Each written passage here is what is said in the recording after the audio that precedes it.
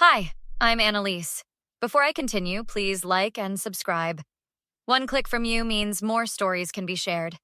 Help us reach 1,000 subscribers and make a difference. Let's begin. Annalise, it's just for 2 weeks. Dad needs someone to check on him while we're in Aspen, my daughter Rachel said, throwing clothes into her suitcase. 2 weeks? During Christmas? And you're telling me this now? I stood in her bedroom doorway, arms crossed. I know it's last minute, but Mark's dad can't be alone that long after his surgery. It's not like you had plans anyway. That stung. I have plenty of plans. Just because I'm divorced doesn't mean my holidays are empty. Mom, please. Everyone's counting on this trip. We never get family time anymore. Everyone except me, apparently. I watched as she packed expensive new ski gear I couldn't afford on my teacher's salary. When exactly did you book this trip? Rachel avoided my eyes. A couple months ago. Months? And you're just telling me now because I knew you'd make it difficult. You always do this. Make everyone feel guilty for having a life. Having a life doesn't mean dumping responsibility on others without warning, I said. I don't even know Mark's stepfather. His name is Walter. He's difficult sometimes, but it's just checking in, making sure he takes his meds. You have my key. And what about Christmas? I was planning to host dinner. I bought all the food already. Rachel sighed. We'll celebrate when we get back. It's not a big deal, Mom. Not a big deal? When was the last time we missed Christmas together? I'm 32, not 12. Things change. She zipped her suitcase. Walter's address is on the fridge. Mark says thanks, by the way. Mark couldn't thank me himself. He's busy with work. Look, we're leaving tomorrow morning. I'll call when we land. Wait, who exactly is going on this trip? I asked. Me, Mark, Jake, and Melissa, and Mark's mom, Linda. I froze. Linda? Mark's mother is going, but I'm stuck here with her ex-husband? They've been divorced for 20 years, Mom. She remarried. Walter never did. He doesn't have anyone else. And I'm what? The designated stranger sitter? Does Walter even know I'm coming? Rachel checked her phone, ignoring my question. I need to finish packing. Jake's picking us up at 6 tomorrow. My son, Jake, who also hadn't mentioned this trip. Rachel, this isn't right. You can't just... Mom, please don't make this harder than it needs to be. It's 2 weeks. You're always saying you want to help, to be involved in our lives. Well, this is us needing your help. I left without another word. The manipulation was so obvious it made my stomach turn. The next morning, my phone pinged with a text from Jake. Boarding now. Walter's expecting you around 11. Thanks, Mom. You're the best. I hadn't agreed to anything. Walter lived in a sprawling ranch-style home that had seen better days. The paint peeled, and dead plants lined the walkway. I rang the doorbell 3 times before I heard movement. Doors open, a gruff voice called. I entered cautiously. Hello, Walter? I'm Annalise, Rachel's mother. In the living room. I followed his voice to find a thin man in his 70s, sprawled on a recliner, surrounded by newspapers and empty mugs. You're late, he said without looking up. Actually, I'm right on time. It's 11. Expected you at 10. Jake's text said 11? Walter grunted.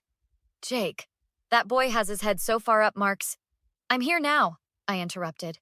Rachel said you had surgery? Hip replacement. 6 weeks ago. Don't need a babysitter, but Linda insisted someone check on me. Linda insisted? Not Mark? Walter finally looked at me, his eyes sharp. Mark does whatever Linda and that wife of his tell him to. Always has. I set my purse down. Well, I'm just here to make sure you take your medication and have what you need. What I need is to be left alone for Christmas, not pawned off on some stranger. That makes 2 of us, I muttered. Walter raised an eyebrow. They didn't tell you either, did they? Not until yesterday. He chuckled without humor. Pull up a chair, Annalise. I'll make this easy on both of us. I don't need checking on. I've been managing fine. You can go home, tell them you visited, and we'll both have a peaceful holiday. I wish it were that simple. Rachel will call to check. So answer your cell from the comfort of your own house. I won't rat you out. I considered it, but something felt off. Why don't you want me here, Walter? Why would I want a stranger in my house? No, it's more than that. You're nervous about something. Walter shifted uncomfortably. Medication's making me drowsy. You can go now. I spotted a prescription bottle on the side table and picked it up. This was filled 3 weeks ago. 30 pills. There should be 9 left if you're taking them properly. I opened it.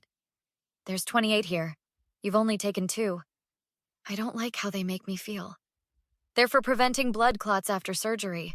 Not taking them could kill you. Maybe I'm ready to go, he muttered. I sat down. What's really going on, Walter? He stared at me for a long moment. You really don't know, do you?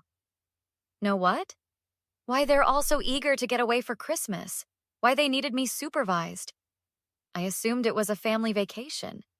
Walter laughed bitterly. Family, that's rich. Your daughter and my stepson are filing for divorce next month. My jaw dropped. What? No, that's impossible. Rachel would have told me. Like she told you about this trip? They've been planning this for months. One last family holiday before they announce it. Mark's moving in with his secretary in January. Your daughter already knows. You're lying, I whispered, but deep down I knew he wasn't. Rachel had been distant for months, deflecting questions about her marriage. Why would I lie? Check her dresser drawers next time you're at their house. Half empty, I guarantee it. She's been moving things out slowly. But why wouldn't she tell me? Same reason they didn't tell you about this trip. They don't respect you. None of them do. You're just the convenient backup plan. I felt sick. And Jake? My son knows about this? Everyone knows except you. And me.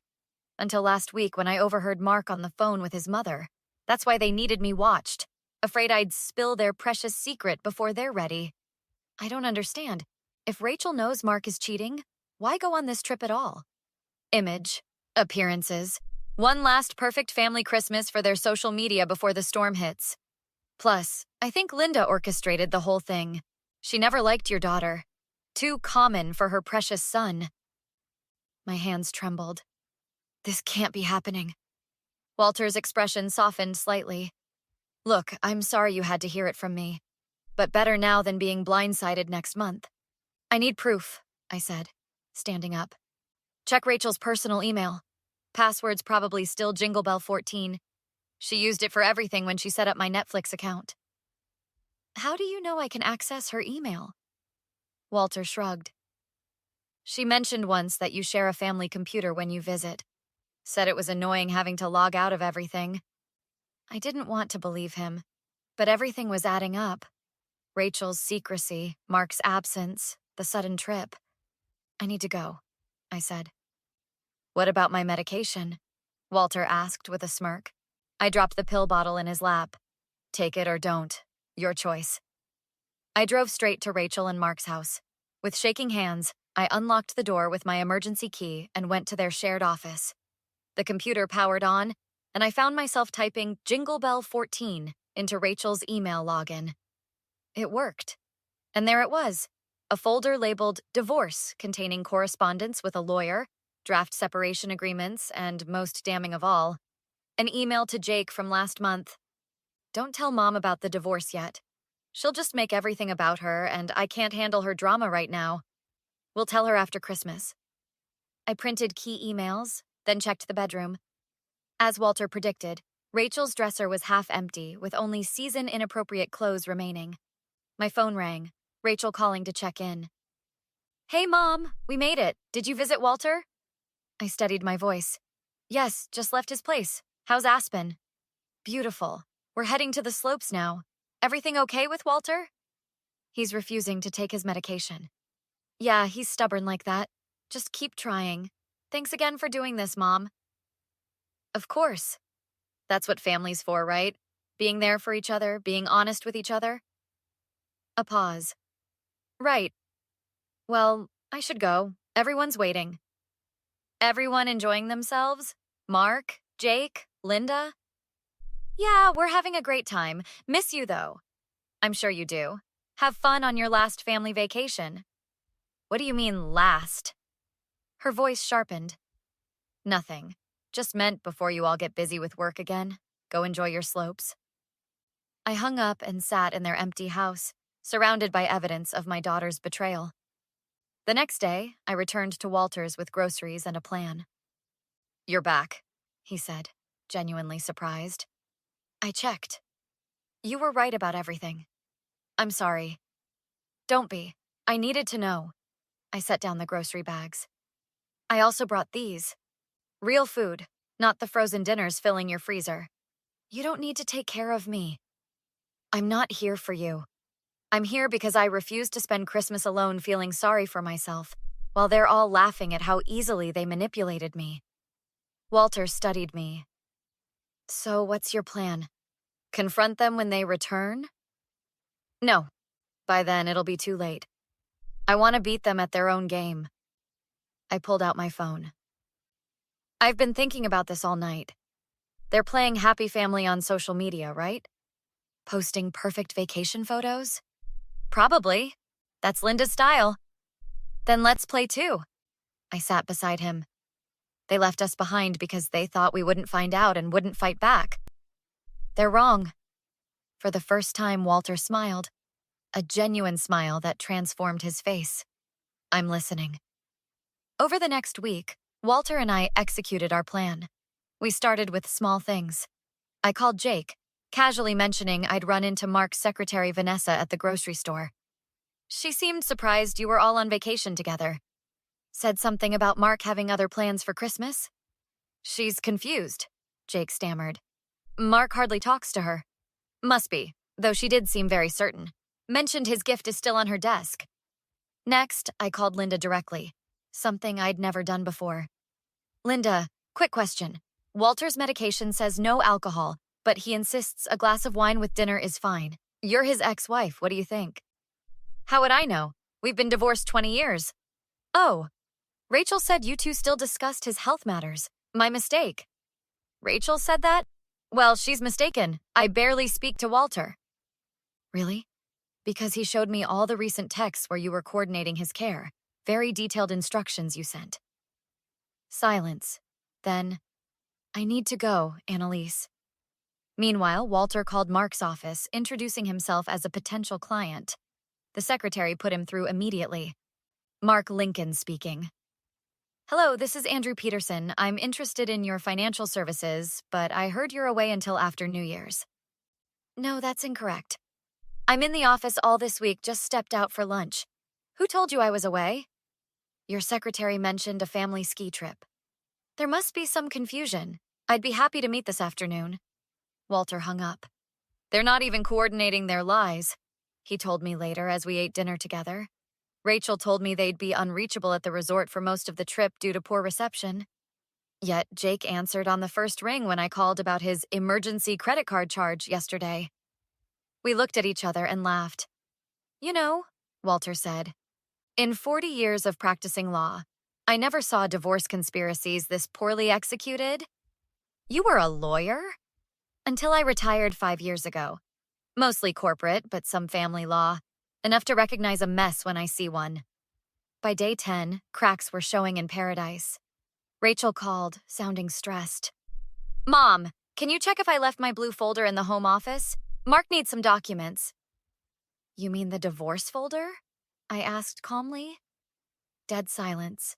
Then, "How did you know that my own daughter is divorcing her husband and didn't bother to tell me? That my son knew and kept it from me too? That I was manipulated into babysitting so you could all play pretend family one last time?" "Mom, it's not like that." "It's exactly like that, Rachel. I've seen the emails. I know everything." "You went through my private emails? How could you? How could you lie to my face? For months? This is why we didn't tell you.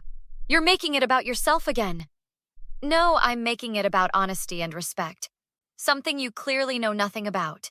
Enjoy the rest of your fake vacation." Christmas Day arrived. Walter and I had prepared a feast, neither of us wanting to be alone, both of us determined to reclaim the holiday. "To new friends," he toasted, raising his glass. And to letting go of those who don't deserve us, I added. My phone had been buzzing nonstop. Jake, Rachel, even Mark and Linda, all suddenly desperate to explain themselves. Shouldn't you answer? Walter asked. No, they lost that privilege when they decided to lie to me. Besides, our plan is already working. Just after dinner, the doorbell rang. Walter opened it to find Linda standing there, designer luggage at her feet, looking furious. You vindictive old man, she snapped. You ruined everything.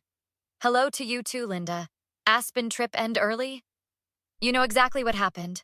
Calling Mark's office, making him think Rachel was lying about the trip. And you, she turned to me, telling Rachel that Mark was working instead of skiing. What were you thinking? We were thinking the truth might be refreshing, I said. Come in, Linda, we have plenty of leftovers. She stormed in. This isn't funny. Rachel and Mark are fighting. Jake and Melissa left early. Christmas is ruined. No, Walter said firmly. You ruined Christmas when you orchestrated this deception. We merely exposed it. How dare you? I was trying to give them one last good memory. Before the divorce, you all hid from Annalise? How thoughtful. Linda collapsed onto the couch. You don't understand anything. I understand betrayal, I said. I understand being treated like an afterthought by my own children. Rachel was protecting you. She knows how emotional you get. Rachel was protecting herself. And now she can deal with the consequences of her choices. My phone rang again. Rachel. This time I answered on speaker. Where are you? I asked. At home. Mom, we need to talk about all this. I agree, but not today. Today I'm having Christmas dinner with a new friend who, unlike my family, values honesty. This isn't like you, Mom. You're not vindictive. I'm not being vindictive. I'm finally standing up for myself, something I should have done years ago. I looked at Walter, who nodded encouragingly. When you're ready to be honest, we can talk. Until then, I need space. But, goodbye, Rachel. Merry Christmas. I hung up and turned to Linda. You're welcome to stay for dessert, but then I think you should go. Walter and I were enjoying our holiday. Linda looked between us, bewildered. You two barely know each other. Walter smiled. Sometimes the people you least expect become the ones who understand you best. 6 months later, much had changed. Rachel and Mark's divorce finalized quickly once the pretense dropped. Jake apologized sincerely for his part in the deception. I forgave him but maintained firmer boundaries with both my children. Most surprisingly, Walter and I developed a genuine friendship. We met weekly for coffee, comparing notes on our shared love of classic films and discussing the latest books we'd read. You know, he said one afternoon, I never thanked you properly. For what? For saving my life, quite literally. I wasn't taking those blood clot medications. After our Christmas adventure, I actually started following doctor's orders. Well, you gave me something too. The courage to stop being everyone's doormat. Walter reached across the table and squeezed my hand. To unexpected allies, I smiled. And to the families we choose, not just the ones we're born into.